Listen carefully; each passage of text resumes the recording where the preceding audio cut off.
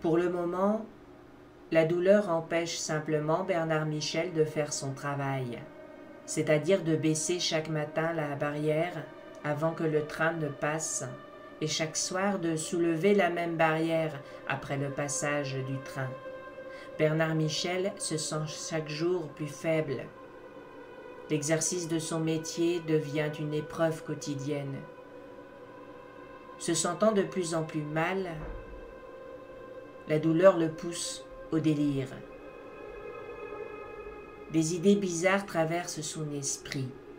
Parfois, quand il lève la barrière, il a l'impression que cette barrière n'est plus vraiment une barrière. Il a l'impression que la barrière change de couleur, qu'elle prend une teinte vert-de-gris. La barrière, alors, n'est plus une barrière, mais le bras d'un officier nazi esquissant le salut hitlérien. C'est trop pour Bernard Michel, qui n'ose plus lever la barrière. Celle-ci, constamment baissée, interdit donc le passage à tous les automobilistes. La situation est inextricable. Et c'est pourquoi, au volant de sa 205, roulant à tombeau ouvert, ce 18 novembre, Bernard Michel a pris un arrêt de travail pour se rendre chez un spécialiste afin de programmer l'opération de son calcul rénal. L'inaction commence à 9h15. En arrivant chez le médecin, un frisson glace l'échine musculeuse de Bernard Michel. Comprenez son cou musclé, ligaturé de nerfs. Un frisson glace son échine quand celui-ci réalise qu'il n'est pas prêt d'être soulagé de ses souffrances, car en effet, devant le cabinet du spécialiste stationnent des dizaines et des dizaines de voitures. Or, Bernard Michel est un homme comme un autre. Il ne supporte pas d'attendre, en particulier quand il souffre. Il ne mesure pas encore dans quel guêpier il vient de se jeter quand il gare sa Peugeot 205 blanche. Au moment de pénétrer dans la salle d'attente, Bernard pense que son émotion est au plus haut point. En réalité, elle ne va pas cesser de croître, car la pièce est encombrée déjà d'une trentaine d'autres patients. Et Bernard ne se fait pas d'illusions. Tous ces patients seront examinés par le médecin avant lui. L'ensemble des sièges est occupé. Aussi Bernard est contraint de faire le pied de grue. Notre infortuné héros attend debout ainsi pendant une bonne heure, à l'issue de laquelle, terrible épreuve de patience, un siège se libère enfin, tandis que de nouveaux patients ne cessent de s'engouffrer dans la salle d'attente. Inexorablement, le temps s'écoule. La file d'attente s'étire de plus en plus, jusqu'à déborder à l'extérieur du cabinet. La température augmente, peu à peu, de même que la tension. Un puissant relent de sudation rance enveloppe l'atmosphère de la pièce. Une femme, âgée d'environ 60 ans, blonde de cheveux, vient s'asseoir à la gauche de Bernard.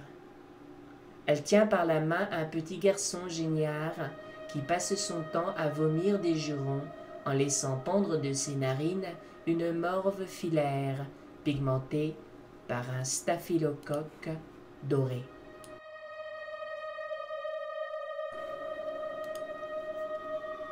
Cette vieille femme inquiète Bernard. Elle est par trop souriante au regard des éprouvantes circonstances, au regard de cette salle comble où les peaux ruissellent d'humeur odorante. Pour tuer le temps, cette femme tente d'entamer une conversation avec Bernard. Elle commence par parler à Bernard d'une histoire drôle et un peu scabreuse, évoquant les tribulations d'un politicien français et d'une femme de chambre africaine à New York. Bernard apprécie peu cet humour. Il a horreur des blagues belges. Alors, quand la femme change de conversation, quand bien même Bernard lui fait montre de son désir de pouvoir attendre en paix, rien n'y fait. Cette femme continue à parler. Elle semble très imbue de sa personne, pense Michel. Elle prétend notamment pouvoir lire sur le visage de Bernard Michel. Elle assure à notre héros qu'il est quelqu'un d'exceptionnel. Or, Bernard Michel sait très bien qu'il est exceptionnel, ce qui ne l'empêche pas de s'impatienter encore.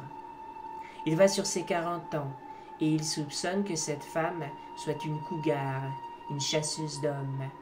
La dernière relation amoureuse de Bernard Michel a été un échec complet. Aussi, pas question de s'enticher d'une femme qui pourrait être sa mère. Bernard juge les circonstances de plus en plus fâcheuses. L'odeur de sueur s'accentue.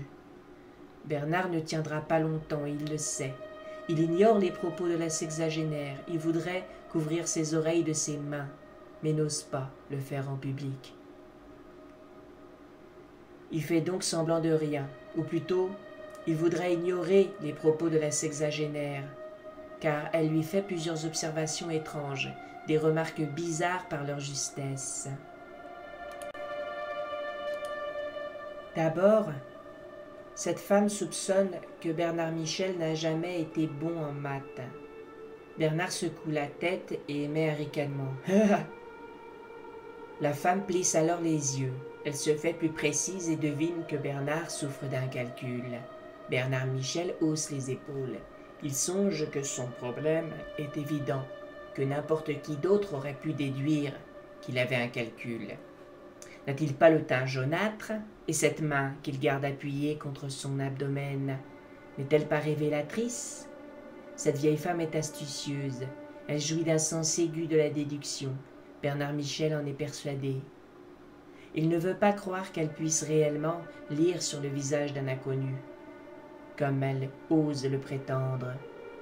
Au moment où il se dit cela, la vieille femme déclare « Mais vous n'êtes pas un inconnu, Bernard Michel. » Pour un peu, le garde-barrière en viendrait à croire que cette sexagénaire a un pouvoir de divination. Enfin, elle lui fait remarquer qu'il a des sourcils de garde-barrière. Comment peut-elle avoir deviné cela? Elle sourit et délivre cette explication. Parce que vos deux sourcils sont froncés, Bernard Michel. Parce que vos deux sourcils s'inclinent tous deux comme des barrières levées vers la naissance de votre nez. Au comble du malaise, Bernard se détourne de cette femme. Il est moins embarrassé qu'angoissé. Il se tourne donc vers son voisin de droite, un homme à peu près aussi âgé que son impertinente voisine à la crinière blonde. Et la sexagénaire alors se décide enfin à se taire. Bernard Michel remarque que son voisin de droite ressemble à un shérif américain. C'est étonnant, pense-t-il. Mais son esprit cesse de muser quand la secrétaire médicale entre dans la pièce pour convoquer le patient suivant. « Michel Bernard » lance-t-elle. Bernard Michel, avec soulagement, se lève et avance d'un pas lourd, mais d'un cœur léger. Malheureusement, la secrétaire, à sa vue, secoue la tête. Elle vient de se tromper, dit-elle. C'est au tour d'un monsieur Bernard, en effet, d'un homme dont le patronyme est Bernard et le prénom Michel. Mais pas de lui, Bernard Michel, qu'il s'agit. Alors, un petit chauve moustachu bouscule en protestant Bernard Michel. L'acteur qui interprète ce chauve, c'est évidemment Gérard Jugnot. À ce moment du film, l'assistance insulte avec véhémence Bernard. On le traite de sans-gêne. On lui en veut d'avoir voulu voler la place d'un autre. Notre héros sent le rythme de son cœur qui s'accélère encore. Forcément. Il retourne cependant s'asseoir. La femme aux cheveux blonds glousse alors en s'adressant à lui. Finalement, lui dit-elle, vous n'êtes pas si exceptionnel que cela. Le patient précédent était presque votre homonyme, puisqu'il s'appelait Michel Bernard.